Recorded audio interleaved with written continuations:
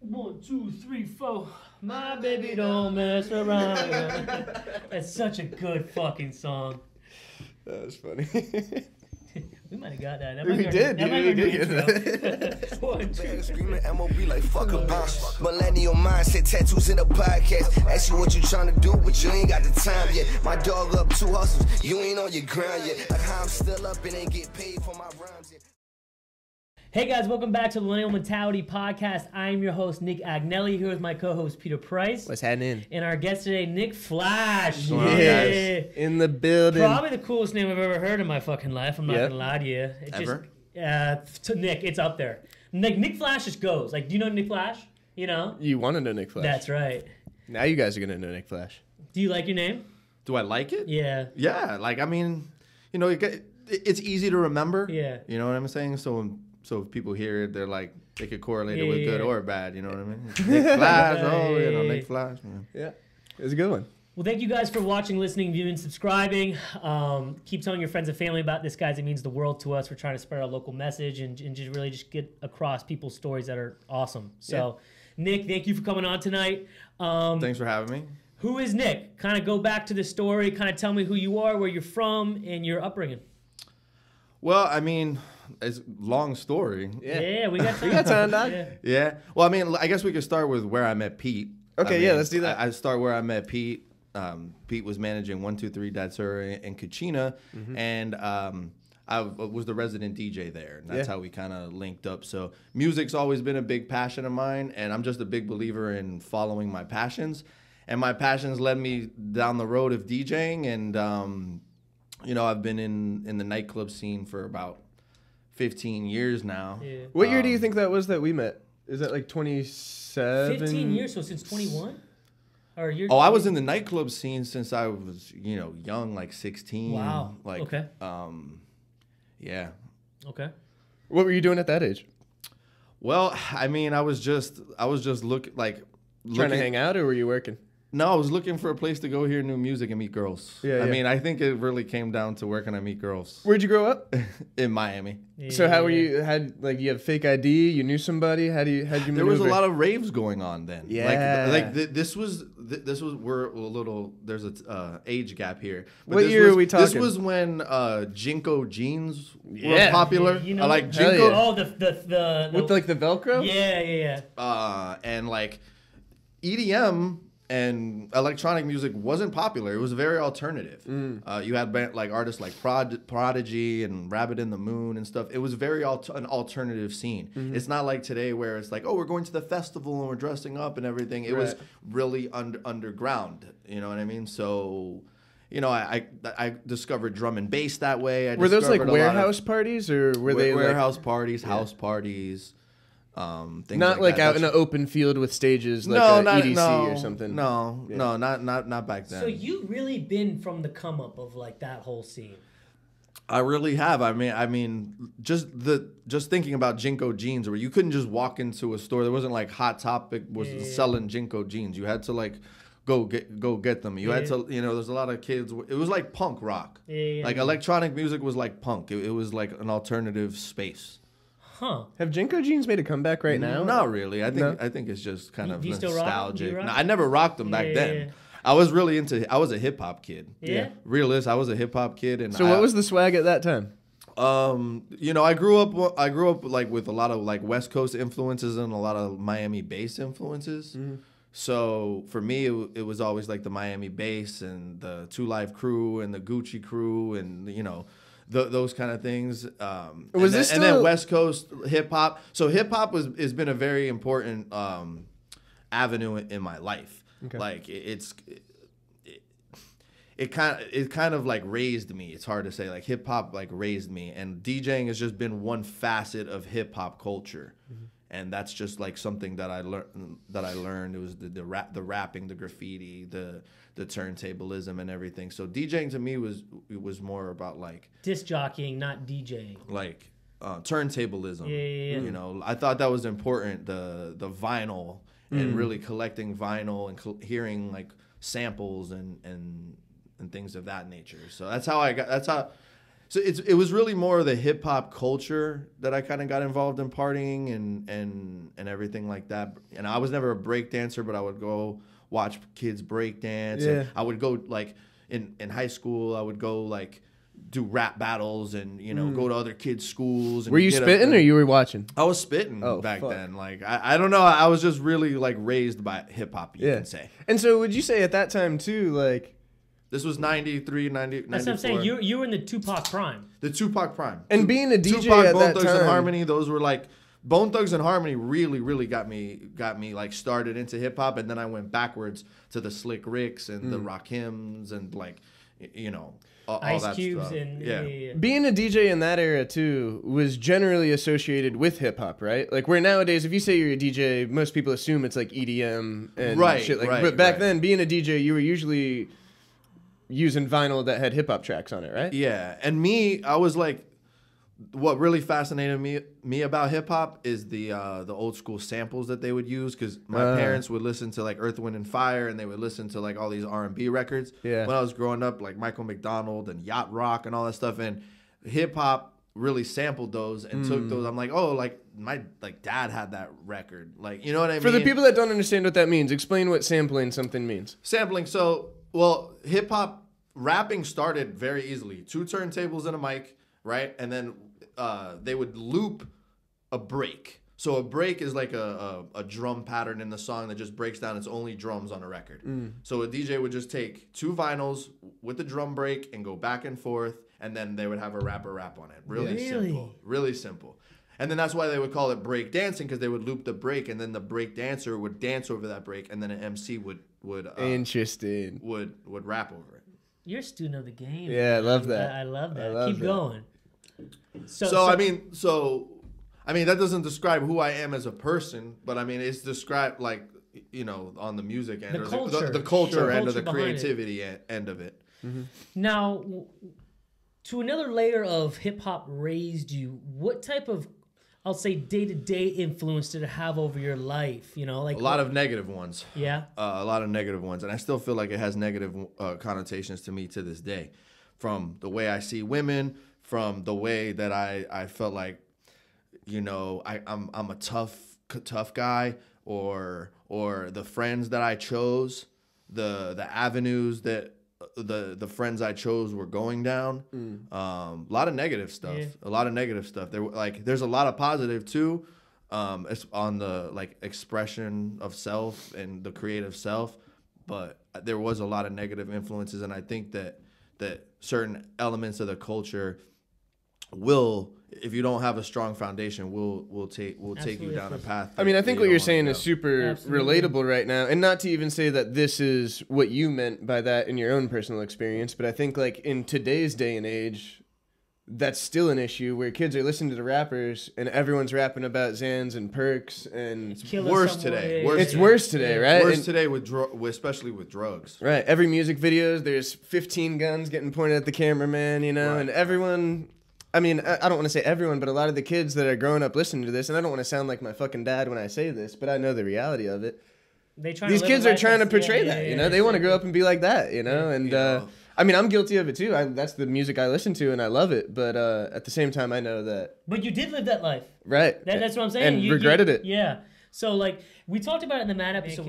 Matt McMango. Yeah, McMango came on, and he's huge into hip hop. Him and Pete were like, you know, back in high school days, that's all they listened to. Right. And he was saying too that when you're listening to this stuff all day, every day, you don't think it has a subconscious impact on you. Right. But that lifestyle, because you look up to these artists, that lifestyle and the way they thugging or the way they living or treating women or treating drugs, you kind of idolize that. And it normalizes it. It normalizes it, exactly. Like, Yeah, absolutely.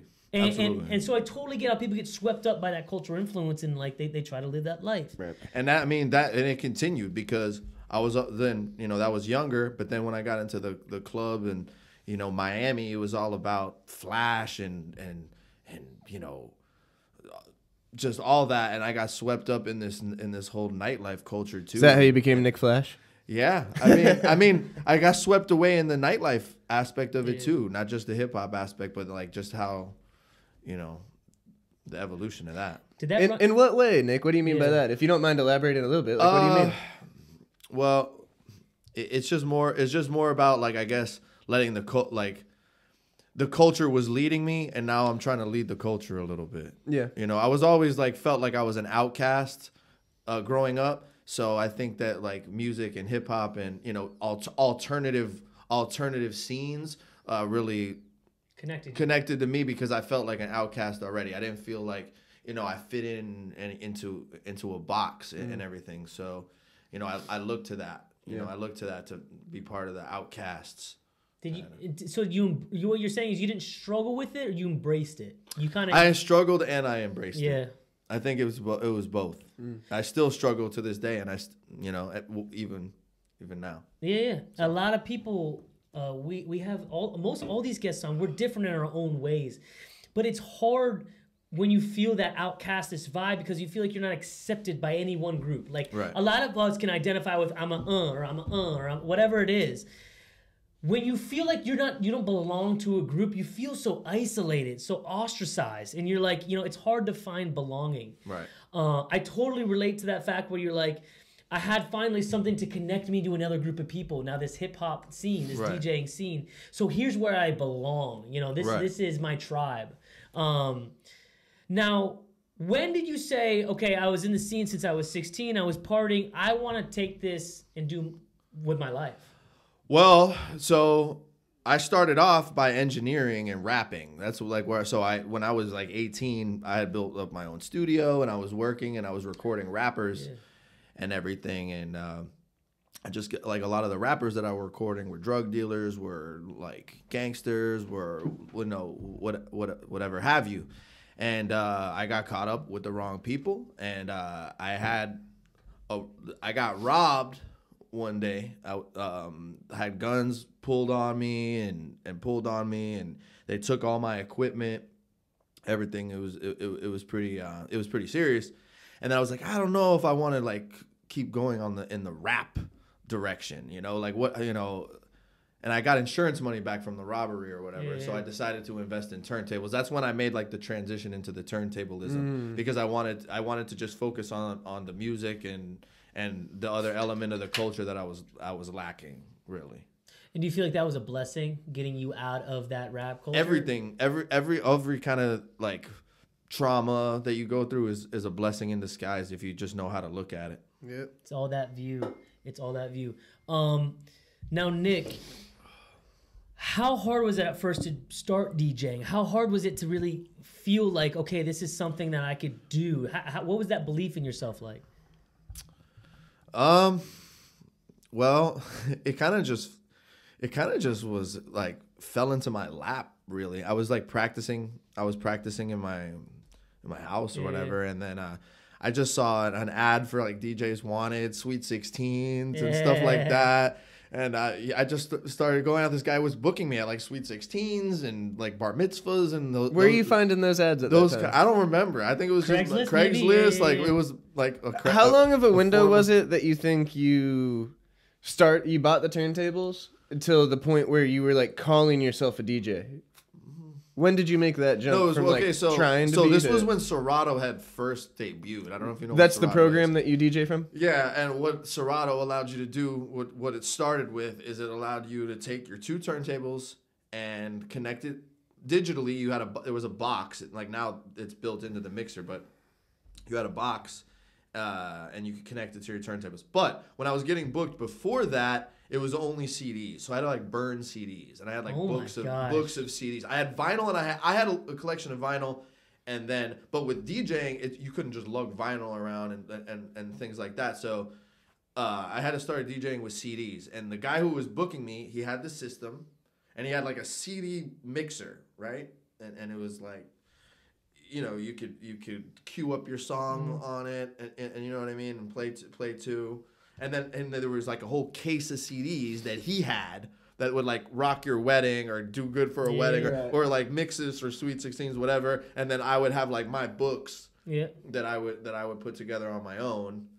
And that's how I started. Like I started on doing little parties and you know, backyard parties and things like that. I would love to see those fucking CDs, man. Those old school CDs, like the old school tracks that you'd forget about, like, for 20 years later listening to on a CD. I still have my books. I mean, I still have books of Do CDs. you really? Oh my god. Yeah, I still have books of CDs. So with DJing, what does it mean to you these days now? Is it a way of an expression? Is it a way just to get, you know, not to get paid, but a way to make a living? What does it mean to you now? I mean, DJing really is all about the party. I mean, it's all about making people dance and have fun. Realistically, it's all about the party. That's what DJing is. I love that answer. That's what DJing is. DJing, like, at its core, is making people move. That's it. And so to elaborate on that a little bit, or Nick's question even, I know what the last like year or so of your life has been like, and it hasn't been the usual just DJing every weekend. Because for the longest time, you and I worked together. You were our resident DJ, and every Thursday, Friday, Saturday looked the same for you. You know, me and you were behind the booth together. Well, we were really building up Kachina. 100%. That's what we were doing. We were setting the foundation at Kachina's. We were setting the foundation, and we were creating a sound, and we were doing bottle service. So how do you do that? We were doing bottle service. It was all about It was all about bringing an eclectic sound and doing bottle service. Before that was a thing in town, because now that may not sound super spectacular, but when we started doing this, there wasn't anywhere to go in town and get bottle service other than like Pawn Shop and Monarchy, you know, which was not the same vibe that we were trying to offer. So we really were like ahead of the curve in what we were doing. And then, you know, not to say that anyone copied us because, like, obviously this is just the industry and you guys do what you do to make money. But we were one of the first people on the street doing what we were doing. And now if you go up and down the street, that's what's successful. So, like, at Kachina, when you started there from the foundation, and then 1, 2, 3, do you go there and say, I'm Nick Flash, I'm going to play my style. I'm going to play my thing. Hopefully, it's like a chef, right? You come in with your own menu, right? And you're like, these people are going to love it or hate it, but this is my cuisine, right? So with DJing, is it I'm going to taste test, I'm going to sample things, I'm going to say, okay, these people like X, these people like Y? Or is it, this is my signature, I'm going to play what I want to play, and hopefully they like it? Both. Okay. It was both. It was a mixture of I'm coming in, I'm definitely playing this. Because I know these are hot songs that need to be played and need to be in rotation and need to be heard. And there was also like sticking to the script because you can't just bop people over the head with something totally gnarly and new. They need time to adjust. So it was more like it was just finding that balance really. You know, I could play like Tame Impala at 1, 2, 3 Datura and like, you know, and stuff like that. That was the impressive thing. I mean, there were many impressive things about you. But one of the things that I think that blew us all away the most when we first started working with you at Kachina was the old Kachina was had been the way it was for so long, you know? And we didn't have DJs before that. We just had a computer in the back of the restaurant with every song you could ever think of on it. And the owner's credit card attached to it, so if the song wasn't there, we could just buy it and play it. Really? And it was one of those places where people would come in, and if you like went to Kachina all the time, you knew you could just walk in, find the guy with the tie on who was the manager, and say, "Hey, I need you to play Madonna, blah blah blah," you know, whatever. And they want you to play their request, you know. And but it was that kind of a place where we want to play your request, you know, like come in, tell us what vibe you want, and we'll make that vibe. Exactly. But this is also before we're doing bottle service, before there was ever a dance floor. This was just, you know, a small space that we were trying to, you know, pack a bunch of people into and throw a fun party. Then we do our renovations, you know, and then build a DJ booth, start booking DJs. But I think that's what was a very difficult thing for any DJ that was going to step into that space is walking into a place where even though we renovated and had a whole new look, the customers coming in still thought it was Kachina, you know, and they can still walk in, find the manager, demand Madonna, and you're going to get Madonna as the next song. But now we're paying this man here to set the tone, you know, and set the vibe and throw the party. It's not necessarily that way anymore, you know? We don't want the customers dictating the music. If that was the case, we wouldn't need the DJ, you know? We want the DJ to dictate the vibe because he's usually right. The customer isn't always right in that sense. They don't know what's best for the room always. They just want what's best for them and maybe their friend that they're with. And is that stressful from your point of view? But that was my point. Nick was really good at balancing... You know, knowing how to control the room, but also pleasing the customers that were used to the way it was. Well, I mean, I had been DJing in Palm Beach on the island, all kind of private parties and all kind of things like for years before, and I already knew that crowd, and I just put like a Miami spin on it, really. And then I also did a lot of throwbacks, and not a lot of people were doing throwbacks. I would play a lot of throwbacks, and I would play a lot of like, I don't know, just random stuff. I mean, what were we? Well, I mean, you remember like what were some of the like bangers that were like old school? I mean. Well, that's the thing. I mean, I think it was so dope that it was all over the place, where you would play like fucking the Madonna and the things that people wanted to hear, but then also hit with like Purple Disco Machine right after. Yeah, but it was like the same vibe, even though they're from two different eras. They blended beautifully. And the people that were dancing to Madonna continued to dance to Purple Disco Machine, and then would be like, "Oh, this is actually kind of sick." I mean, we were playing Purple Disco. I mean, now they're like really blowing up, right? But we were this playing, was 3-4 years ago. We were playing Purple Disco Machine from the jump, right? And shout out to Purple Disco Machine. Shout out Purple Disco Machine. I blew a lot of club cannons to Purple Disco Machine. Unbelievable. That's that one song you showed me that one time, right? Or no? No, that was Boombox Stereo by Boombox. Okay. Which that was always the song that I turned the lights on to. Nick, remember that one? I do. 110 beats per minute. Yes. Is that it? Is that right? Yeah. Good times, man. Good times. So before we had jumped on, you said that, recently, along with DJing, you've gone down different avenues. Talk to us about those avenues. Well, the thing is, man, I don't like being like in a box. Like, I don't like to be just a DJ. Like, I don't want people just to know me as a DJ. And it's just like a creative outlet for me, right? Like, it was a creative outlet for me, but it kind of became like a job, you know? And I wanted a lot more. I wanted to really grow, really have my own company, and really be able to help other creatives. I feel like that's really, really important. I want to put together a platform and foundations and resources for other creatives who don't like think they have a shot, or they don't think that, or they don't have the resources or even the confidence to push the envelope.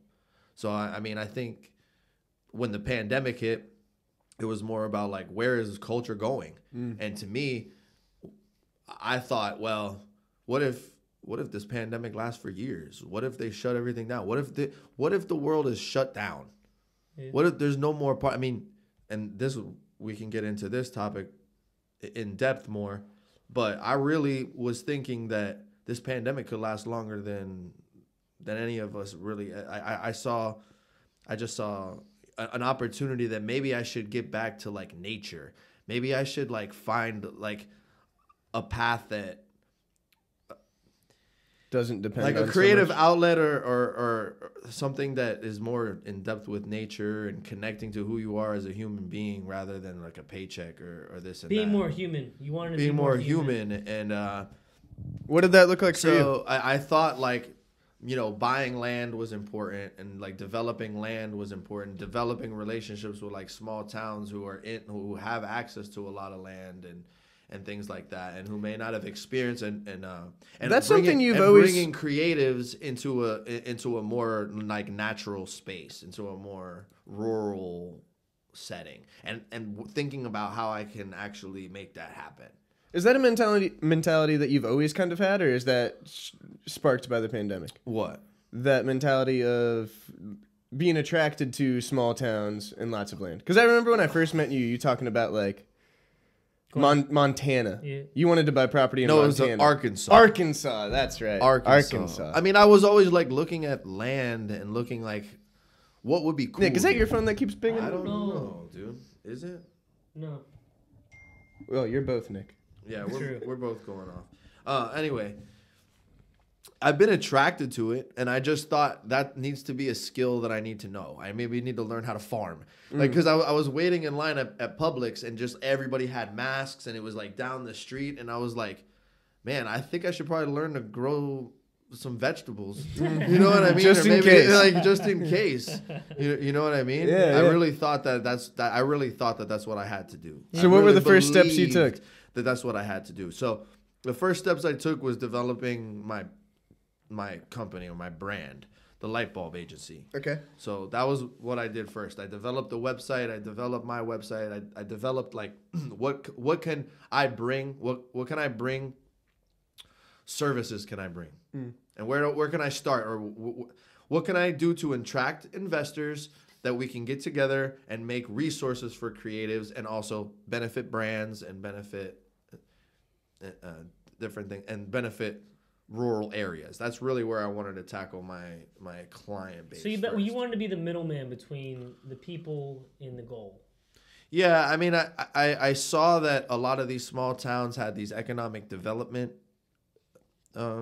companies that, you know, try to bring people, they try to bring new people to the town, they try to develop their town and things like that. And that's where I kind of wanted to like focus my energy strategy on, I guess you can say. And so where did that path lead you? So the path led me first to Maine. I got interested in Maine because they had all these camps. Like they had like acres and acres with these beautiful camps where you can hunt and fish and like relax in your log cabin and cook and they were all for sale. I mean, there were so many things going on. There was so much like beautiful real estate up there and like lake camps, you know, and cottages. And I was like, man, I would really love to throw an event and bring creatives here and stuff like that. And maybe work with the outdoor sector somehow.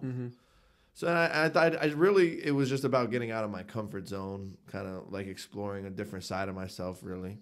Had you been out of Florida prior to this?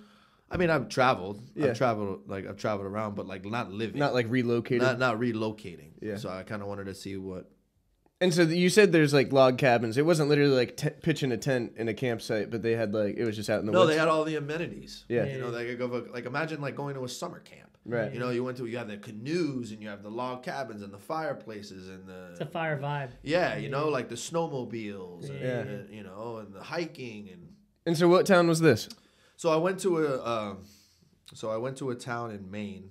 God, like they're gonna kill me because it's like slipping my mind. It was the Katahdin region. So Mount Katahdin is like the highest point of the Appalachian Trail. Okay. So the Appalachian Trail starts in like down in Florida, and then it goes all the way up to Maine. And people hike this thing. Yeah. Really? I didn't even know that. Yeah, I knew it. Yeah. So the town that I went to was right next to Mount Katahdin. Okay. Right. And so the economic development people put me in touch with. There was only one apartment available in the whole town. Wow. That's fire. And the guy who owned the apartment, Greg, also owned a marijuana business Sick. in town. Okay. So they hooked me up with him. And by that you mean a dispensary, Like right? like he wasn't the plug, was he? He owned a dispensary. He was a legitimate. It was a legitimate business. He was a war veteran, so they tend to like give war veterans like opportunities to open in the marijuana business. Cool. So the town like said, "Oh, you know, I think maybe you'd be great working with Greg." Yeah. He had a place to live and everything. So I came up and we started going to town. What's the population in this town, ballpark? 500? A couple thousand. Okay, wow. That's our graduating high school. No, Yeah, right. Yeah. Our freshman year was like 1,100. Yeah. Okay, so you and Greg start smashing. So Greg. Wait, hold on. Sorry, I shouldn't have put it that way. Yeah, sorry. Yeah, so Greg hires me on the spot. Like I got the place, and he's like, you know what? We'll make a deal. Free rent. You do what you do. You get free rent, and so much of a salary. Like okay. And him saying you do what you do. What did that mean to you at the time? So it was about like growing his brand. That's what we were trying to do. And then the Light Bulb Agency was like kind of doing a social media strategy and just brand strategy. And so the Light Bulb Agency was already developed at this time. This was a thing that you were executing. The thing that I was executing. Correct. Okay. So I link up with Greg, and first we were like, well, let's figure out how the Instagram's gonna look. You know, the different vibe, and we came up with this thing like we're not selling weed here, we're selling the outdoor experience of Maine. Like we're selling the outdoors. So the strategy was I would go hiking, I would take all this content of like beautiful waterfalls and trails and you a stoner? Moose and all that. I smoke. Yeah. You know, not heavily, but recreationally. Just curious. Recreationally. Yeah. But yeah, so we started doing that, and then we were like, well, let's get some influencers on the team, like local influencers. And there was this girl who frequented the shop, and in town she had 10,000 Instagram followers, if you can believe. Pretty good in a town that probably doesn't have 10,000 people. Yeah, exactly. So we linked up with her, and then she started helping us promote, and then it was actually last Halloween, and we threw this big Halloween rager. Okay. Like in Maine, like it was a house party. It was wild. Did Nick Flash DJ? Nick Flash DJ. Oh shit. So it was pretty cool, and we were about to like get connected with Puffco. Do you know what Puffco is? Yeah, I'm very familiar with Puffco Peak. He had the Puffco Peaks. He was I love that at the thing. Shop. He had an exclusive rights to Puffco Peak. Like, Yeah, that thing's sick. in the area.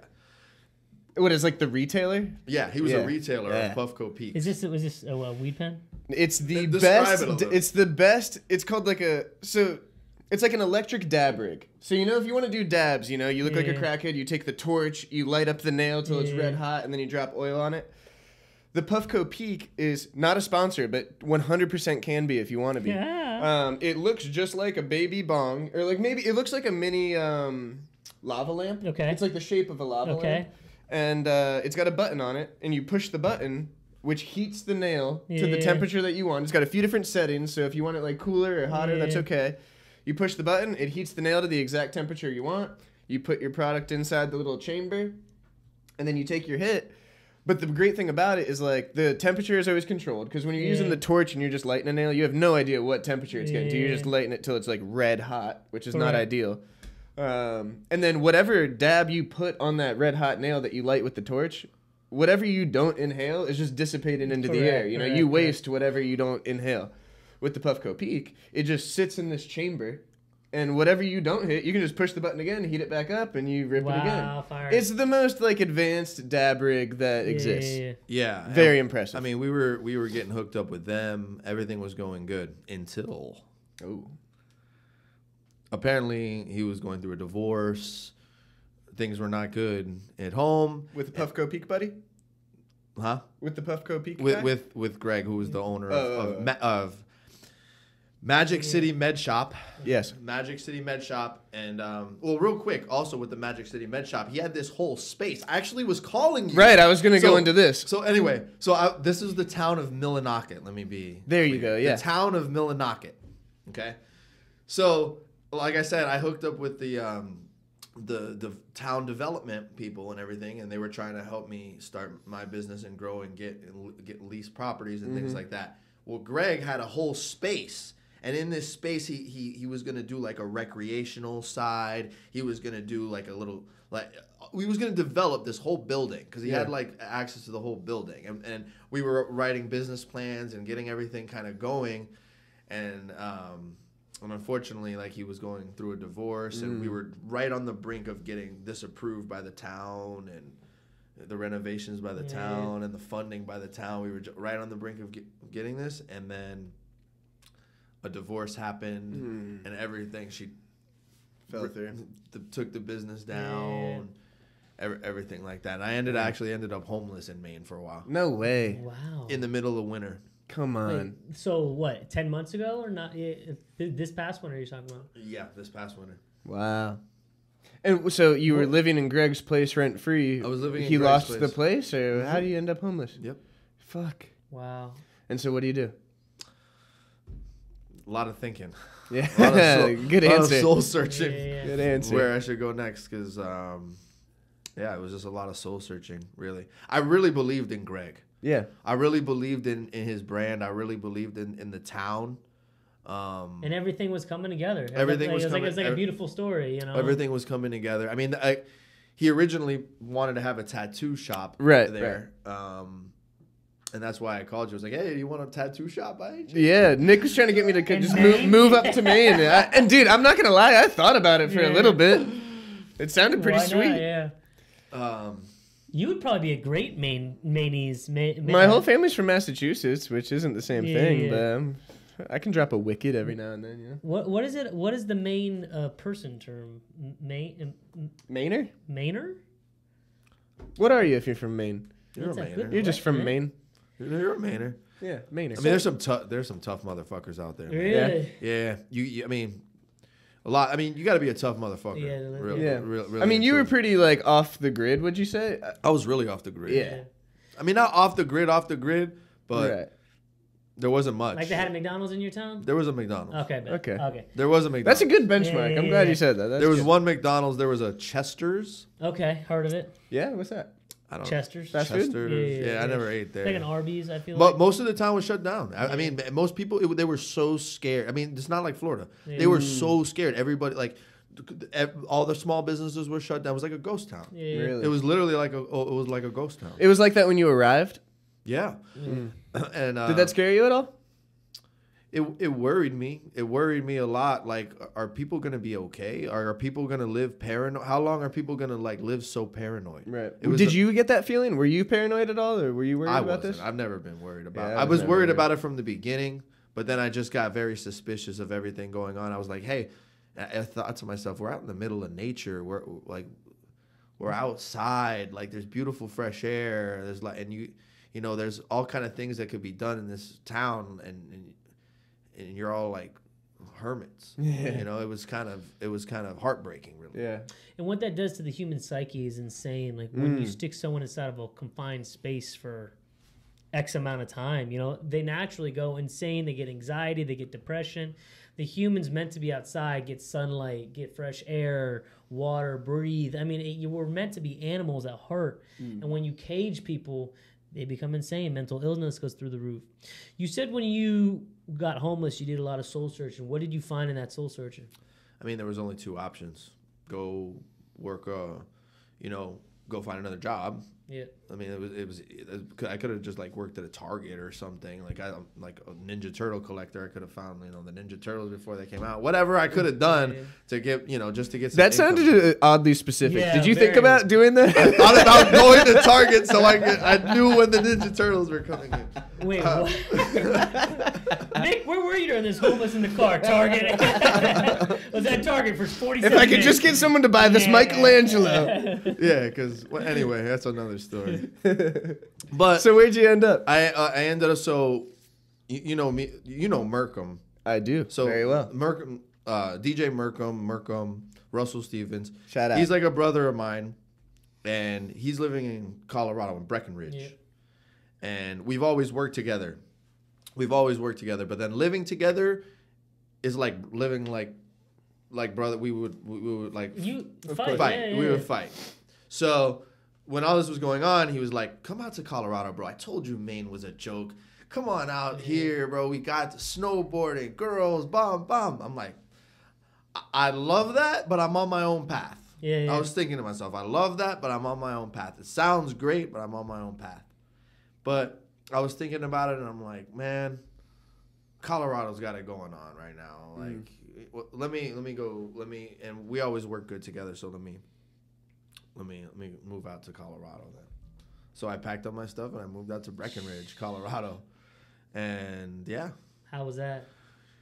I only stayed there for about a couple of weeks, and then we got into like a real heated affair, heated argument, and it was pretty bad. Like it was like we had got into it and everything like that, and I ended up leaving Colorado. Okay, and you came back here? No. Okay. No. What was next?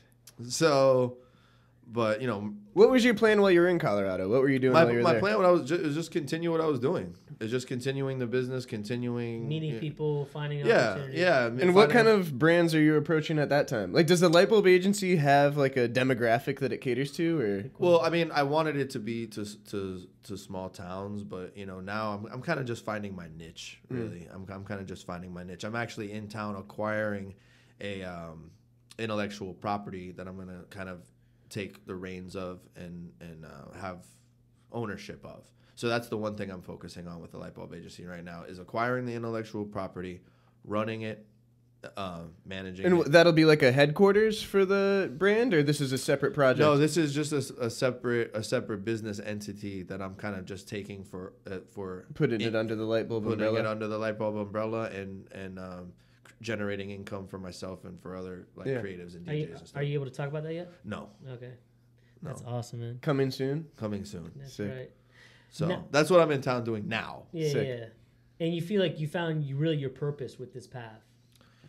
You feel more fulfilled. Yeah. I mean, I think I'm getting older, and I think it's just more about leveling up and what leveling up really looks like. Is it financially? Is it spiritually? Is it mentally? Is it physically? just leveling up and trying to level up in those ways. And even though like a lot of it's hard and I'm not leveling up in certain ways, but I wanted to feel like I was like pushing the envelope and leveling up. Yeah. And even if I make mistakes and if things don't go my way, like it's still gonna put me in a better spot than I was, because I took a chance and I learned something. You know. Yeah. So what do you think the immediate level up from this moment is? What's the current goal to level up?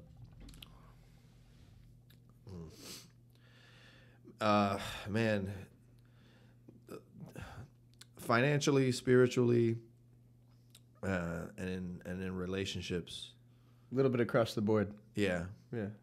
Balance of all of this. Yeah, really finding like a balance. Yeah. Because sometimes with me, I was too much on the creative side, so I needed people to balance me out on the professional side. Yep. Yeah. And now was that the you and Merkham relationship, you think? Yeah. You were like the super creative one and Merkham was kind of grounded? Well, yeah, that's a lot about how my relationships worked creatively. I always have to find somebody that I work with that like brings me down to earth, or you know, can do the math and the accounting and all those things that you just don't want to deal with. You want to deal with the concept and the product. Yeah. Right. You know, so I think a lot of my creative relationships kind of even itself out like that.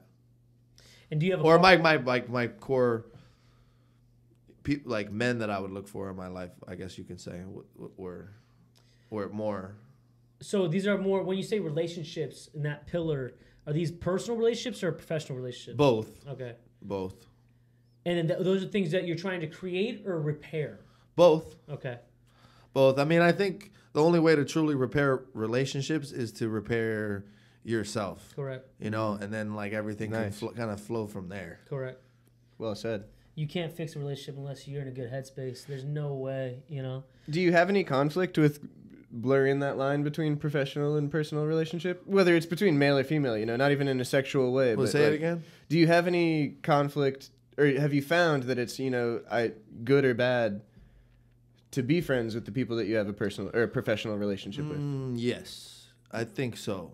I think mixing business and like friendship go hand in hand, but also could like complicate a lot of things. Very hard. Because it's like you're expected to be nice, and you're, you know, you don't want, you kind of step on eggshells or walk on eggshells. Yeah, it's just your friend, and I don't know. So I think it's good to be able to separate the two. I think so, especially even in like relationship with a significant other, a partner, into your business. I also see, I've seen a lot of problems with that. Right. So many problems I've seen with that. Yeah. And it's because business and professional is so black and white. It's right or wrong. It's this or that, right? Where in personal relationships, there's a lot of gray areas. There, feelings. Right? Feelings involved, right? I've worked with and for my dad for the past 6-7 years. Yeah.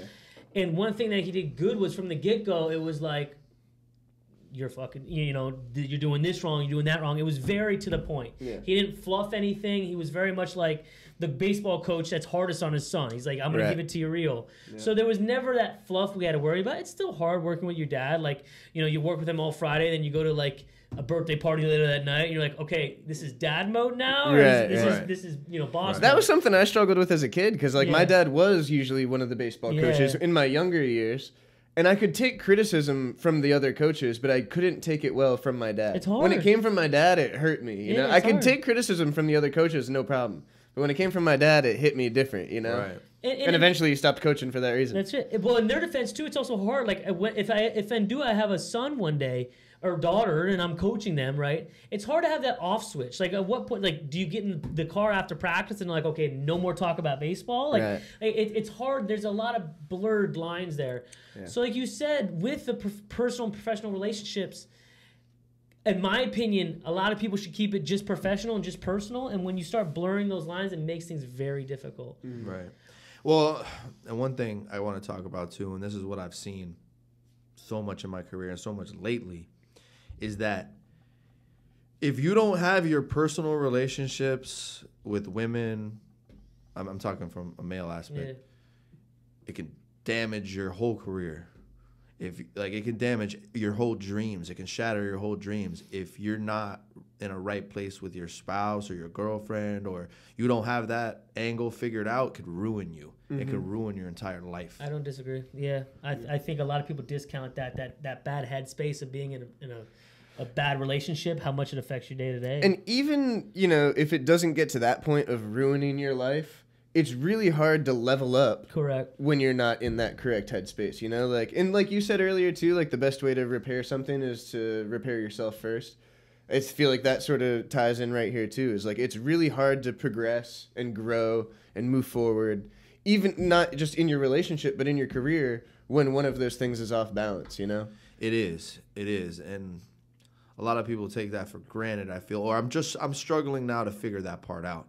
I think it's an important characteristic to look for in your partner, where it's like something that probably isn't like on most young people's list of things to look for in the ideal partner, is someone that supports you. We talked about that. And like your ambitions, you know, and you know, wants to see you win, wants to see you grow. Doesn't necessarily have to be a part of that growth or a part of the process, but it's just there to support you for it and genuinely wants the best for you. And if that's not the person that you're spending all of your time every day with, I find it pretty hard for you to get to that point that you want to be. And as a dreamer, I'll say I'm a dreamer. We're dreamers. We have these crazy concepts and ideas. From Paige's, my fiance's point of view, she has to be almost as crazy and insane sometimes, because I'm saying these things to her and I'm like, no one else in the world would believe me.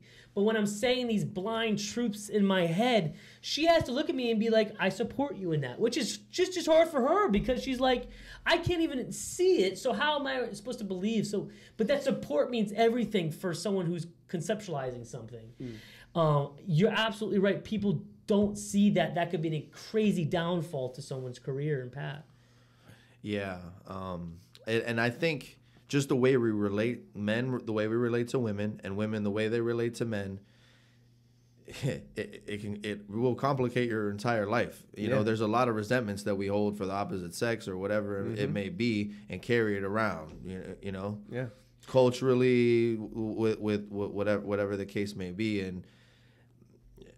And with that way of thinking, it could get really tough, because you might be like, I'm just going to focus on my career. And then in the back of your mind, there's, I'm lonely. Or, oh, I wish I had somebody. Da-da-da. But then when you have somebody, you're like, damn, I wish I would focus on my career. I wish she would get off my back. I wish, you know. This other girl wants me so bad. I wish I could go fuck with her. Right. Grass is always greener. Right. Or also, like, you might have that mentality of, I'm just going to focus on me. I need to grind hard right now. I'm not paying attention to anyone else. And during that phase of just blocking out and 100% turning the blinders on to everyone around you, you might miss that person that is the ideal partner. Correct. You know, so I don't think it's necessarily the right answer to like flip the switch and say, I'm ignoring all female interaction because I need to work hard. What we ignore is still there. You could ignore it all you want, but if you like, we got all these desires and whatnot, and if you're just, I'm gonna focus on work, it's a nice thought. But then those desires are just get louder and louder. Louder and louder, and then how do you quiet it down? Right. You know what I mean? It's like it goes back to balance. Balance concept. That's what I'm saying. Balance. I don't think you've turned the valve completely off on any of those directions. It's just, you know, a balance of, you know, what's feeding your life and what's benefiting you, and you know, what's tearing you down. And you also know what you sign up for when you get into a partner. Like Paige, when our whole relationship, she knows that I'm the fucking crazy guy at the bar who's laughing, having a good time, loud, you know, whatever it is. She knows that that's what she signed up for, and I know exactly what I'm getting when I sign up for my partner. So don't be like surprised when like things come to truth, and like you're like, oh well, my partner's not X. You know what the fuck you're getting into, right? So just make sure. At least you should. You should. Hopefully you know what you're getting into, and that should be like a good maybe like gauge for like the time, like how quickly you should be progressing through the relationship. Correct. You know, like it should be getting progressively seriouser as time goes on. More serious. Thank you. If that's what you're looking for. But at the same time, you should also be getting to know that person better as it gets more serious, you know? Not just blindly getting more serious because the timeline says that, oh, we've been talking for 6 months now, you know? She should probably move in, you know? But I think actually developing the relationship between the two of you. So are you, if you don't mind me asking, are you single? As of now, yes. Okay. Are you searching? Are you? It's very complicated. Okay. I mean, Yeah, and that whole conversation, I feel like that we just had proves how complicated that limbo can be. Very complicated because I have a daughter. Okay. And I don't know. I've been through some difficult relationships. And again, me taking risks and stuff like that doesn't put me like I had a great girlfriend for a few years before I went on this journey, and it just didn't kind of like sync up at the while I was on the road. Long distance can be hard. So, Are you still talking to this person? No. Or no. Okay. No. And are you right now in like I could, grind mode? I'm just focusing on myself. I'm not doing anything. Or are you trying to find the balance? You want to still be grinding, but you're trying to find somebody also? Where's your head at? I'm battling with that. Yeah. I'm really battling with that because I think I'm really guarded at this point. I think I'm really guarded. I think I'm really, really guarded, and it's going to be complicated for a girl to get involved with me right now, I think. Just because I have just... What are the guards that you're trying to avoid? What are the things that you're worried about? Because I have a feeling that a lot of us are worried about the same things. I think we have a lot of those... I don't know if the insecurities is just the right emotional word. Investment. I mean, it costs a lot. I mean... Yeah. Wasting time? When... Feelings get hurt, man. I don't know. You know what I'm 100%. Saying? It's like the more I invest in somebody, and right now I just have a lot of stuff that I'm dealing with. I don't know if I want to deal with anymore. Right. That's what I'm saying. I'd rather just have fun. So avoiding the hurt feelings phase. Do you feel like? But I also hurt people's feelings pretty intensely. Yeah. I also could be somebody that hurts feelings. You know what I'm saying? And I know what it's like because I'm not really in a position to stray off my path. Have you normally considered yourself a relationship guy? I don't really know what that means, I guess. Do you prefer to be in a relationship or do you prefer to be It's both. Free? I think it's both. I think there's always at the back of my head like being this like playboy type, like having the bottles and having the girls and you know what I mean? Yeah. And I like the idea of having multiple girlfriends. You know what I mean? I like the idea of it. Have you ever been in one of those relationships? Have you ever been, what do you call that, an open relationship? Polygamy? No. Yeah. Yeah, I think somewhat. Yeah. Scratching the surface of it. Yeah. Were you so I don't know, like huh? Were you into that? Yes. Yeah. Yes. I think any guy who says, I don't know. But it also comes at a price. It also comes at a price. Right. So that's kind of my argument to that is to me that doesn't necessarily sound ideal because it makes me question. I don't like the idea of my partner then going and doing whatever they want also. And I don't want to go do whatever I want. There's rules. You got to create rules and boundaries. It's not just do whatever you want. You're swinging almost to a certain extent. Well, I guess there's levels to it. I guess there's levels to it, and you can start from here and be very, or you can just be all over the place. It just depends on what your boundaries are, you set up, and developing the boundaries because you might think that's okay, but you might think in your head, okay, sure, we'll try that, and then like there's a lot of realities that come with it, and that's what I was coming to grips with and like experimenting. I feel, and I'll pull that statement back and say like, I understand why. The better option. I get why having one partner, sticking with that one partner is obviously emotionally better, more stable, definitely, and more loving in your life. But we all have those animal instincts, and I do understand why like some people are like more the merrier. Give me more, I want more. But that also comes with a backhand of fucking emotional stress and trying to make everyone happy. And like I'm sure there's a lot of anxiety that comes with having multiple partners and stuff like that. So right now in life, Nick, would you say you're content and happy? Would you say you're searching? What is that like to you? Oh, man. Well, I've been through a lot this year. I've been through a lot of downs. I've been through a lot of, some of the stories I was telling you on the road, like the homeless and things like that, just a portion of the story. So I've been through a lot of downs this year. So I can't say, oh, because I'm carrying a lot of burdens, or I'm carrying a lot of like kind of, I guess, emotional trauma, you could say, from a lot of the like stuff, like trust being broken on many levels and stuff like that. But at the same time, I'm happy that it happened because I can be stronger as a man. And I think that if you don't push yourself, or you don't put yourself in those lows enough, it's going to be hard for you to level up and be stronger as a man for the people in your life that you find important, that are important. Especially with the women in your life, because I have a lot of women in my life, and I'm staying with my sister right now.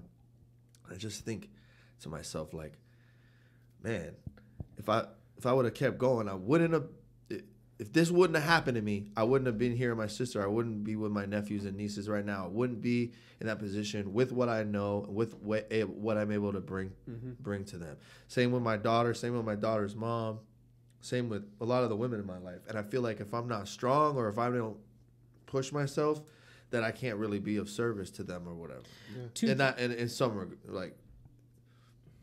Do you feel like sometimes you feel like you're not able to be vulnerable and open though because of that? Do you feel like sometimes you have to put this front of like, Nick is strong, Nick is the man, Nick is XYZ, and like Nick can't be open and honest about his feelings? Like, well, the thing is, I'm too vulnerable sometimes. I feel like I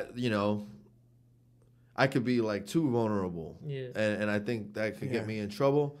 But at the same time, it's a risk. Yeah. And that, and I'm just learning a balance of that, like where to be more guarded and where to be more vulnerable. Understood. Like the vulnerableness on like, is this going to help me grow? Is this going to like, putting my ego to the side or whatever the case may be. And the second one is whenever you referring to like, it's not always me taking, it's me giving the crap out and being tough and hard. Do you feel like sometimes you self-sabotage in situations? Oh, absolutely. And say by you're saying like sometimes like it's not always me having to deal with stuff, it's me dishing stuff out as well. Yeah, 100%. Do you feel like sometimes you get like in this point where you just self-sabotage? Yeah. And how do you reel that in? How do you It's all about limits. It's all about finding your limits. I think if you don't, and I hate to say this, but if you don't push yourself to the limit, you don't know what your limits are. Okay. So. And that's what could make relationships. Right. You know what I mean? Because you could love somebody all day and then they could stomp all over your limits. Or the way I see it with men and women is that when we get into a relationship with somebody and it gets deeper, they have the power to activate those triggers or limits in you that you don't even know you had, that you didn't even know you had. You're just cruising through life and blah, blah, blah, blah. But then this person can say something to you and you're like, why am I so angry right now? Like you can go off, you can lose control or whatever. I think we all feel that from time to time. But the thing is, if you didn't be vulnerable, open yourself up to that relationship, you wouldn't know that trigger. You wouldn't know like you could be that you could go off on somebody like you did. Yeah. I think it can go the other way too, in the sense where like people who may think that they don't like a relationship or aren't like the relationship type can then also find some sort of gratification in when you do something nice for your significant other, the person that you care about, and then they give you back like genuine gratitude and are so appreciative, and you can see the impact that you just had on their day or that moment with the action that you had. And then to, multiply that and be like, that felt really good, and I'm going to commit to this person and just making them feel good like that, Correct. And then I feel like that's when real, like... They can unlock the happiness that you've never felt before. Yeah, that, like, what's the phrase that I'm looking for? Like, love. Soul searching? Soulmate, yeah. That's when, like, you feel like, oh my God, I found my soulmate, That's right. where, like, you both empower each other. Yeah. Naturally, without like going to, it's not like every time you go to the gas station you got to like get them a Diet Coke and some flowers. Shout out, Paige. But just you want to do those things above and beyond to make someone else feel great. The best person in the world. It's a great place to be, I think. Nikki, I'm gonna call you. I love that. Sometimes I hate when people call me it, but like I feel like if I could say it, because my name's Nick too. You know what I'm saying? What's your biggest pet peeve DJing? Pet peeve DJing. To be honest with you, one of my biggest pet peeves is when managers like think they know and they like want to be really restrictive on what you play. Yeah. Or if like you're going a different direction and they're just like, rah, like you know, like it should be EDM right now or it should be this right now. Did you ever do that? For sure. Yeah. Not really. Yeah, no. I mean definitely not a lot. No, I don't want to say that I never did. I probably wasn't. Because I remember Ned, one of our major investors, which I think I can just say his name on here. I don't think there's any problem with that. He doesn't like hip hop. He doesn't like rap. Doesn't want to hear rap at Kachina. But sometimes, dude, rap makes perfect fucking sense at Kachina. Especially today. Everyone listens to rap. Everyone fucks with it. So sometimes, you know, I'd see Ned in the crowd fucking ripping it, you know, and enjoying whatever EDM was being played. And then all of a sudden we transition into something a little different. And I'm like, oh no.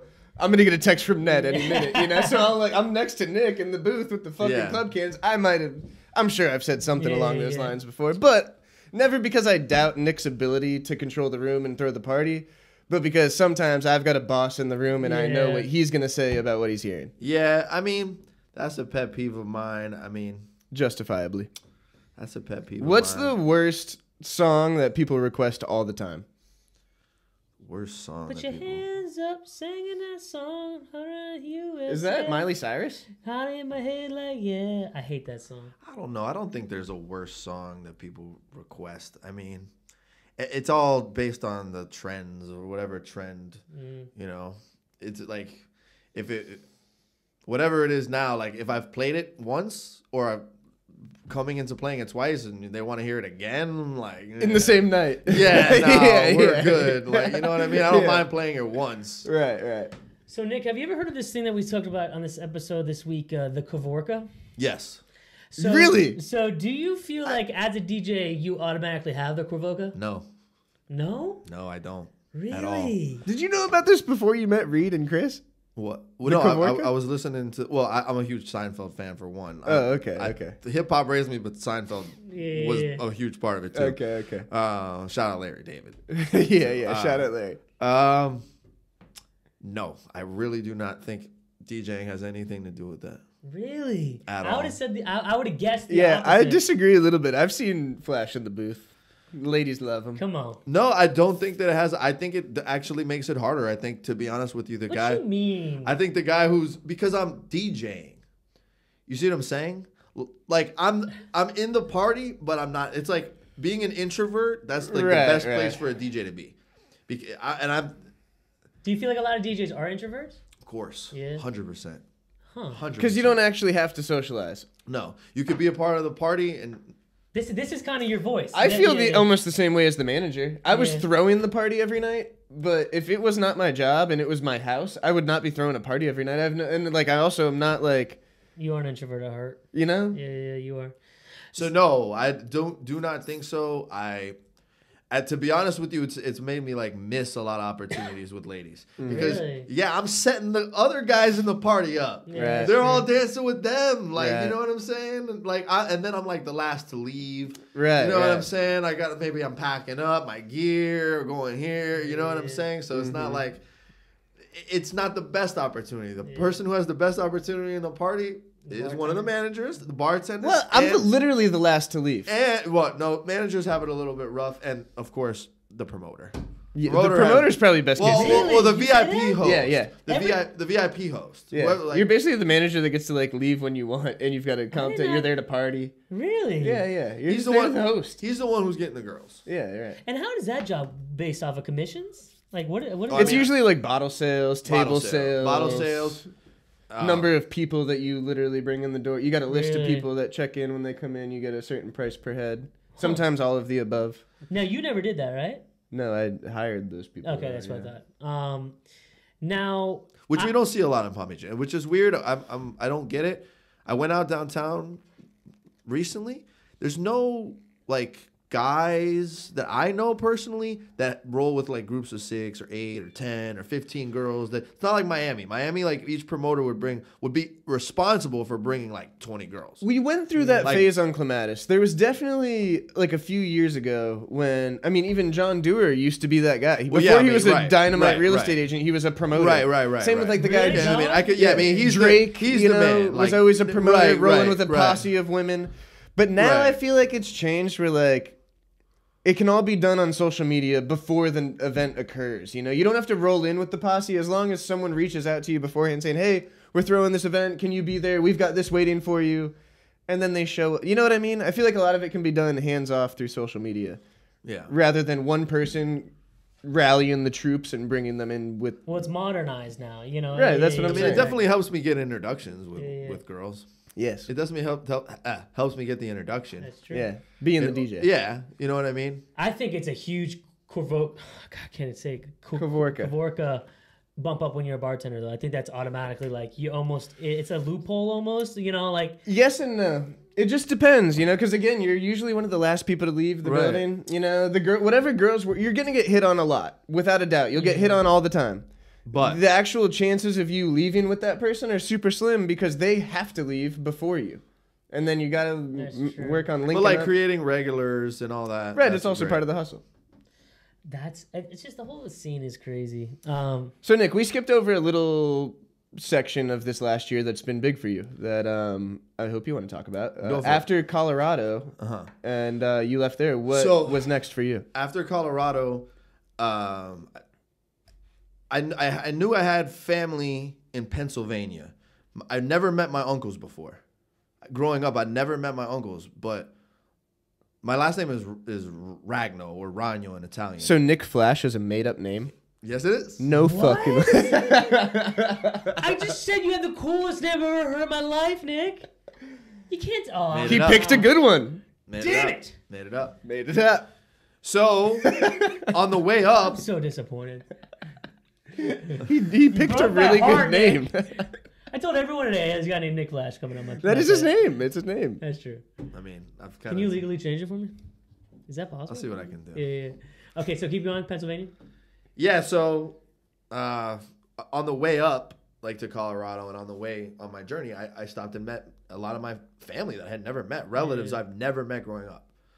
And one of my uncles had a place in my dad's hometown that it was just like empty. It was like, yeah, the whole place just available. And then next door, or 2 houses down, my cousin lived, who I never met before either. My cousin, like my actual cousin, never met him. But him and his wife lived there, and they had 3 sons. Mm-hmm. So those 3 sons were my second cousins. Second cousins. So one of the cousins was old. The second cousin was older. One of them was like 18, 19. The other one's like 13. So they would stay at that house sometimes. So I went and I kind of stayed there to try to get my bearings straight. Mm. And that's when I was Johnstown, Pennsylvania was that. And I didn't know where I was going to go next. So, I thought, let me try my hand at bartending just to bring in some income until I figure out where I'm going to go, like where I really want to like settle down. I mean, you know, because there was no opportunities in this town. Yeah. This town was dirt poor. Really? Yeah. I mean, so going back to Millinocket and how Millinocket and Johnstown relate is that they were both mill towns. And then Millinocket had a paper mill and Johnstown had a steel mill. Okay. So these industries went under, and as these industries went under, the town did too. The town and the way of life did too. And if you don't mind me asking, like on a personal level, financially, how strapped are you? Like, are you in a position at this moment where you got to like hurry up and find a job so you can keep it trucking? Because and it was crazy because when I was working with Greg and the shop, part of our whole plan was like a VIP experience up the, you know, in the town and all kind of stuff. So I needed a truck. Yeah. So I went out and because I wasn't paying for rent, I went and bought this truck and everything. And the truck, it's got a pretty high payment. So like I lost my job, and then I didn't have I wasn't able to get the truck. And then I left Colorado. So I'm like dwindling. Yeah. At this point. So yeah, and it's weird. And then I ended up, I was like, oh, if I'm going to be a bartender, there's really no bar. Like, there's a lot of bars around town, but wasn't like that. I mean, not downtown West Palm Beach. No, it's not downtown West Palm Beach. So I like worked at Chili's for a stint. Okay. Really? Which was weird. You know what I mean? For me, I hear that's a really great place to learn to bartend. I've never had a real like 9 to 5 before. Yeah. I've never really had a real 9 to 5 before, except when I was 14 and 15, and my first job was Publix from like 14 to like 16, 17. And then I was like a waiter maybe till I was like 19, 20. But then I never worked like a regular 9 to 5 again after that. So like working in Chili's was hard because like I was like I'm the man, you know, and I'm kind of like, you know, I'm doing this and this and this, and then I'm working with Chili's and we're working with all women basically. It's like an all women staff and is there no nightlife in this town? No. So I don't want to put them on blast, but most of them didn't like men too much. Yeah. Or most of them, not really. Or I mean, they did. You know what I mean? Me coming onto their turf, and there were some tough ladies in Chili's, and I had to earn their respect. Yeah. I had to earn their respect. They were not playing. They were not playing. Chili's really woke you up. Huh? They woke you up? They woke me up to where it was like, man, it was shit ain't sweet. Yeah, it was interesting. So then, shit ain't sweet. So I was working, and this, you know, I didn't like the area I was living in. I didn't like the environment at Chili's. It was terrible for me. Yeah, terrible. I mean, there was so much negativity I felt, and I don't want to badmouth Chili's because I do love it too for 25. and the cookie skillets and all the margaritas and everything. The cookie skillets are fire. But I wanted to kind of develop that like as like me learning to bartend, almost like on a social media level. Like, oh, I'm gonna be like, I'm working at Chili's. Come see me at Chili's, Nick Flash, whatever, blah blah blah. Just to pass the time and to use it to my advantage. Sure. But it just wasn't for me. The environment wasn't for me. And I saw this ad when I was, finding towns. I saw this ad for Morgantown, West Virginia, which was close, and they were giving away like 20 grand for people to move there and like this whole program. And I had signed up, and they were sending me emails every day. You're still in the running for this 20,000, Morgantown would love to have you, and you're, all this stuff. And there was like beautiful scenery and outdoor activities and all kind of stuff like similar to where it was with Maine. Okay. So I was like, man, let me just go give this a shot. Let me just How far away was this from where you were located at the time? About 2 hours, and what was good about it was only like 3 or 4 hours from my daughter too. Okay, cool. So I could still go like drive and see my daughter. Yeah, which was a plus. Yeah, absolutely. So guys, West Virginia. So yeah, I mean, I was getting these emails. It looked beautiful. I was like, I mean, there's opportunities to this economic development. Clearly, is offering. They were literally given 20,000 cash. 10,000 and 12,000 in cash, and like the rest in some kind of like credits. There's always a stipulation. Yeah. Still crazy though. It's sick. So that sounds cool. Yeah. And then I didn't know, but it ended up being one of the biggest college towns in the country. What college is that? West Virginia University. WVU. Okay. WVU. Go Rebels? No, Mountaineers. Yeah. Mountaineers? Mountaineers. Okay. Yellow and blue. Sick. Yeah. Mm-hmm.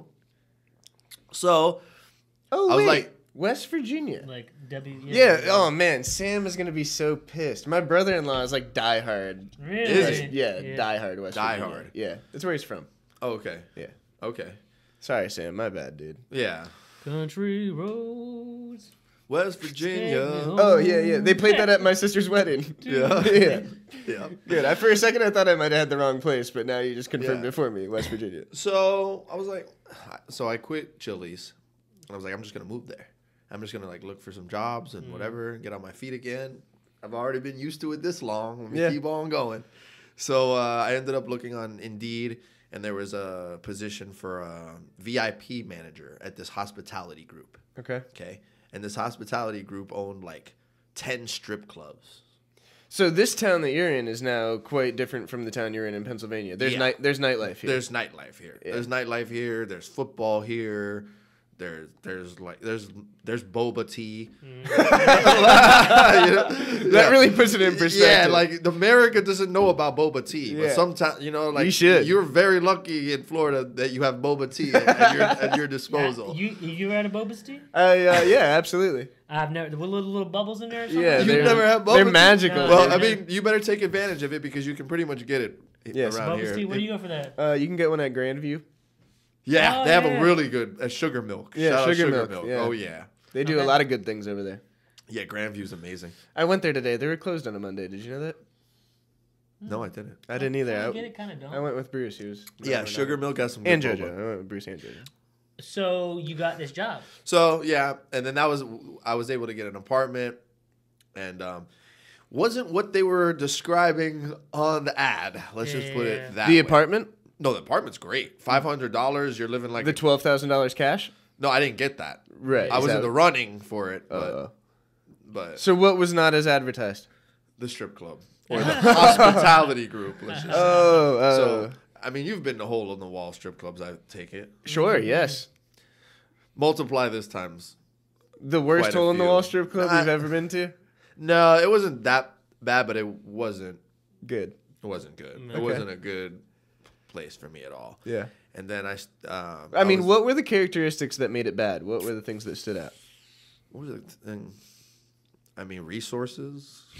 Like, just the mirrors were broken. Way to say something? Like broken mirrors. You know what I mean? Like there was no DJ. There was no DJ that you had to like play it like songs on a computer system kind of that you picked. Just like one stage, one stage. It could be dope. Yeah, like it could have been dope. There was just a lot of internal problems that I saw. Okay. With the company or whatever. But it wasn't like rat infested. No. Nothing like bar rescue worthy. No. Did they do the heel clap? No, but they did heel. I mean, they did some. You know that heel clap they did? Yeah. I know. Yeah. They did some tricks. They had some tricks. They had some tricks up their sleeve. You take notes? You got any of those tricks? Yeah, I took notes. Okay. But so anyway, that was like my first foray into like management. Okay. And I saw, like I've been in the game so long, I could be a manager. And what was your role there? What were you? I was the VIP manager, meaning like I handled all the transactions. So like, as far as like lap dances and everything like that, I would like handled the transactions, made sure that people like were taken care of, things like that, like the VIP host or whatever. So I've done VIP hosting in Miami and many different places. So it's like, oh, I'll fit in here great. Was this a busy club? No. Yeah. And then when it was busy, we didn't have the resource to handle it. Okay. Busy. So it was complicated. And then I saw a couple red flags. I don't necessarily want to get into the story what the red flags were, but I knew I had to get out of there. Okay. Yeah. And there was a couple situations that came up in the club where like, I don't want my reputation to go downhill. And I could see me being associated with this club damaging my reputation. Okay. So it's important. We got to protect the brand. Yeah. So I printed out my resume. And I was like walking downtown, walking downtown, meeting people. Like there was a lot of cool kids doing a lot of cool stuff. There was these kids that had a sneaker shop in town that were like, reselling sneakers and doing vintage sneakers. There was a kid who had a vintage shop right next door who is called Modern Throwback. And he was doing, he was reselling cool like West Virginia gear and all kind of like, stuff like that. So I would walk around, kind of network and meet people. And I ended up randomly meeting the owner of the biggest club downtown. It was called Prism. And I ended up meeting him, and we hit it off really well. And he was like, "I'm gonna make you the manager of this nightclub." And I was like, "All right, cool." I was just like thinking maybe I could just be a bartender, get some bartending experience, whatever. Yeah. But he was just like full on made me the manager there. Yeah. And as I got more involved, there was a lot of dirty work that I had to do. Let's put it that way. Made me some enemies over there for sure. And then with that, and why I left that is I basically got canceled. Really? Yeah, because I had done some things that pissed some people off, had to fire some people, and they kind of used it like that as a weapon. Really? And the cancel culture got me. And I'm not going to go into detail about that either. I don't want to go into detail about that either, but basically got canceled in West Virginia. In West Virginia. In West Virginia. Basically, there's this app called Yik Yak. Have you heard of it? No. Yeah. What's it was banned for this reason of like, I hate to say online bullying. I hate to say it's that. It's like anonymous tweets. Anonymous. It's like that for a local area. So like in Orlando for UCF, we had like a local Yik Yak. Okay. And you just get to post whatever you want in a public forum, but no one knows who posted it. Okay. Like, what'd you say, Nick? So a lot of people. No, I didn't say anything. Okay. I never heard of the app. Okay. But some of the people that I take care of, they're like, "You're trending on Yik Yak, and it's not good." So how does anyone trend? Like someone wrote about you? Yeah, correct. And then like they started writing all these stuff. Nick Flash did this. Nick Flash is this. Nick Flash is this. Boom, boom, boom, boom. Okay. Just all day. I'm getting text all day. Like, just getting trolled? Getting trolled hard. Yeah. And I didn't care per se. Right. But the owner and then like this other like partner involved was like getting word of it, and you know. Huh. So. Wow. It was rough. I always like laughed at it. I was like, oh, you're getting bullied online? Like, what are you, like, you know what I mean? Or you, like, I never understood the power of it. Yeah. But they got me good. Damn. Yeah. They got me good. It can ruin someone's life, man. Yeah, and they were just really like dragging my reputation through the mud. And you know, I didn't really have no like, you know what I mean? Wow.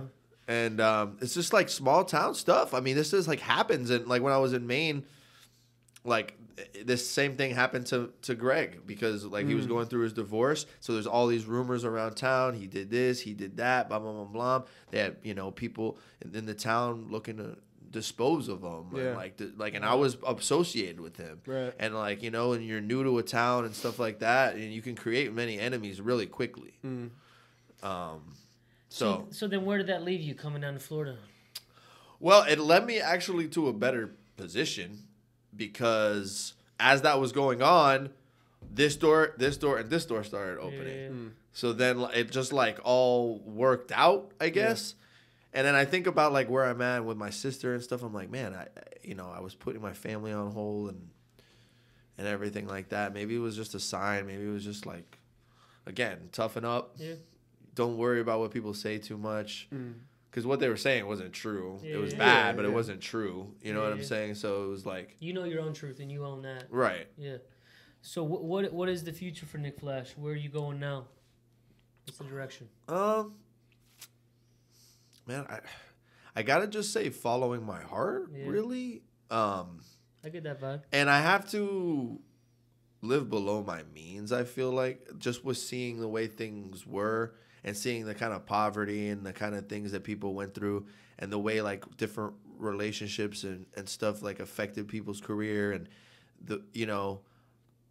I need to be living below my means a little bit right now and kind of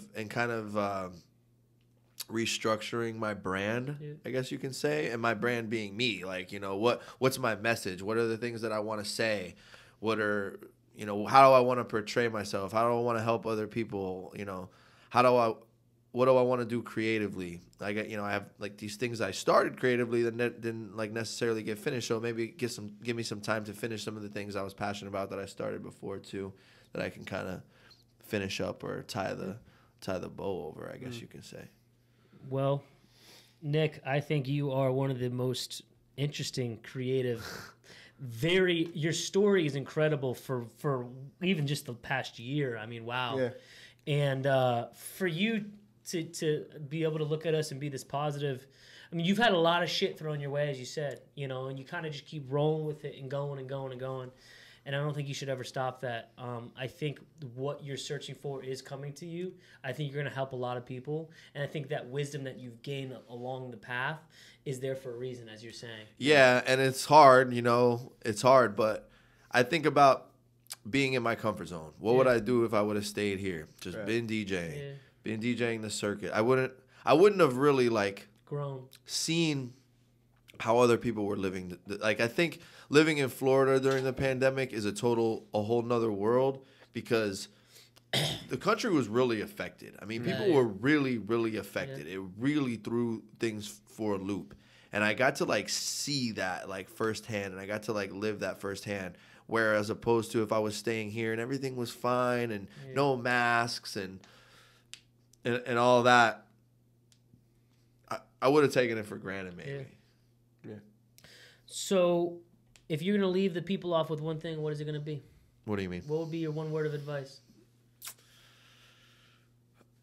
Man, I guess see no matter how like really difficult things get, or no matter how traumatizing something is, or no matter how down you may feel, there's always an opposite to that, or there's always a silver lining to that, where you can like level up, or you can discover parts of yourself that you didn't know, and not be afraid to fail, and not be afraid to live, or make mistakes, I guess.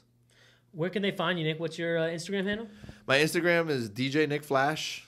My website is nickflash.com, and on there you can find the Lightbulb Agency, which is thelightbulbagency.com. We're gonna do collaborations with you, man. I think, 100%. I think your concept is really there. I think you behind it is amazing.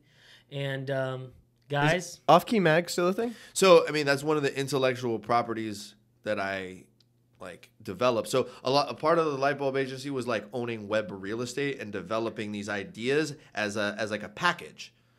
So getting like everything kind of like made together. So one of the things was off-key publications on the publication side, and I wanted to publish stuff about off-key living, off-key music and style and fashion and all that stuff. It takes a lot of people, and again, right now I'm trying to build this foundation that creatives can come in and we can work on these projects. If we want to make a magazine, boom, we can build this magazine too. That's already there. It's already like ready to go. Everything's like ready to go, turnkey. That's kind of how like I envision things that come in. It's turnkey. We got this magazine ready to rock. We got the DJs, the hospitality side on lock. We got full service. Full service, yeah. Amazing. Well, that's awesome, Nick. Guys, reach out to Nick for his wisdom. If you see him out, say hi. He's a really, really cool guy, and he's handsome on camera, but he's even more handsome in person. This is the Millennial Mentality, guys. Thank you for watching, listening, and subscribing. We'll see you guys next week. Peace. Good job, Nick. Nick, that was great, bro. That was cool. That was awesome. I had fun. That was great. I had fun, yeah. Good. You crushed. I had fun, yeah. That was good, man. You have an amazing story, bro. Yeah, 100%. There's a lot more crazy stories. And I was just like being kind of like PG-13 maybe, but. Hey, y'all going crazy? I just came to kill these niggas, boy. Look. Yeah. It's no, nigga. I've been outside, I'm just trying to get it. Cause when you only fear God, boy, the sky's the limit. Got me speeding through this life, going 200 a minute. Probably sliding with them packs and something nice that's tinted. And if that little bitch a foreign, that little Naro is in it. And I know them boys talking like all that renting. We'll come and rent it for a minute, bet it cost you a ticket. Trying to double up them racks, dog, that's just how I'm living. Look, exclusive lifestyle, my dog, he been pumping it. Grinding 7 days a week, that young boy hustling. We can slide the Benz, slide the Euros at a Cullinan. Had these niggas bitches wildin' out on some other shit. We just want the bag, screaming MOB like fuck a bitch. Millennial mindset, tattoos in the podcast. Ask you what you tryna do, but you ain't got the time yet. My dog up 2 hustles, you ain't on your grind yet. Like how I'm still up and ain't get paid for my rhymes yet. I guess it ain't time to sign on that dotted line yet. It's cool, I deal with straight cash, I rarely use a sign check. Really need that rollie for my wrist for the time check. Cause all I'm ever into is getting money and having bomb sex. Look, just for a second, dog, don't take this out of context. Just because I'm short, dog, don't think I got a complex. When you hear my music, I promise you're gonna say I'm next. I know these niggas hating, they gon' treat this like a contest. So I'ma spit them bars that oppress a nigga conscience. Cause one thing's for sure and another's for certain, that I'm in love with the grind and now I'm constantly working. I can't chill till I'm in that triple M with the curtains. Got me fucking up that sack for the days I was hurting. But I still don't trust too many cause these niggas be serpents. Soon as you show a little love, you can see them get nervous. So I'ma treat them like my ops and I'ma roll them up perfect. Yeah. Yeah, bitch, yeah. It's no, nigga. Holla at me. Woo!